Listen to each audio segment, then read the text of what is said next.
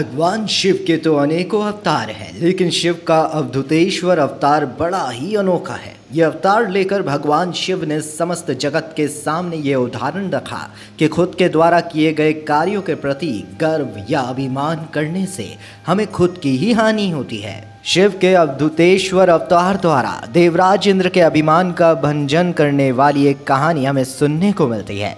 यश, भोग, स्वर्ग, मोक्ष तथा संपूर्ण मनोवांछित फलों को प्राप्त कराने वाली भगवान शिव की यह पुण्य कथा शिव पुराण में आती है। क्या कहती है शिव के अवतार की कहानी। एक बार देवराज इंद्र संपूर्ण देवताओं और बृहस्पति जी को लेकर कैलाश पर्वत आते हैं। उस समय इंद्र के मन में अपने ऐश्वर्य और अधिकार को लेकर अहंकार पैदा हो गया था। ब्रह्मांड के अन्य जीवों की तुलना में अपने आप को श्रेष्ठ समझने का भाव उनमें आ गया था। लेकिन भगवान शिव तो अंतर्यामी हैं। उन परमात्मा से इंद्र का यह मिथ्या अहंकार छिपा न रहा।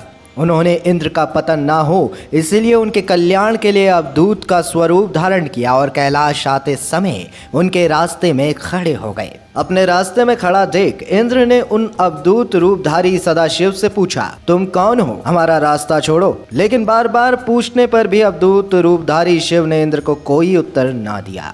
इस प्रकार उस दिगंबर अवधूत द्वारा अपनी अवहेलना होते देख इंद्र क्रोधित हो गए और उन अवधूत रूपधारी सदाशिव को फटकारते हुए बोले, अरे मूर्ख, दुर्मुत, तू बार बार पूछने पर भी उत्तर नहीं देता।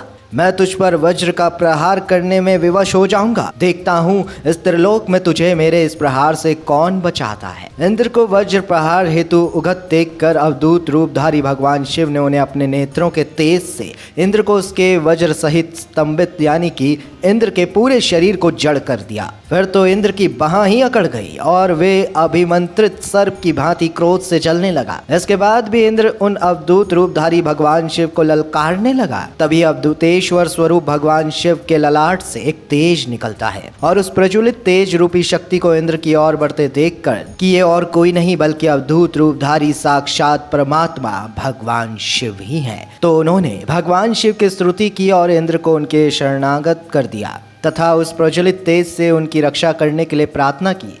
भगवान शिव ने प्रसन्न होकर हंसते हुए कहा, देवगुरु, रोषवश निकली इस अग्नि को मैं पुनः कैसे धारण कर सकता हूँ। कहीं सर्प अपनी छोड़ी हुई केंचुली पुनः धारण कर सकता है कभी। फिर भी मैं तुम पर प्रसन्न हूँ और मुझे यह भी स्मरण है कि मेरे ललाटवर्ती नेत्र से निकली इस अग्नि रूपी भीषण शक्ति को यह अभिमानी इंद्र सह नहीं सकता।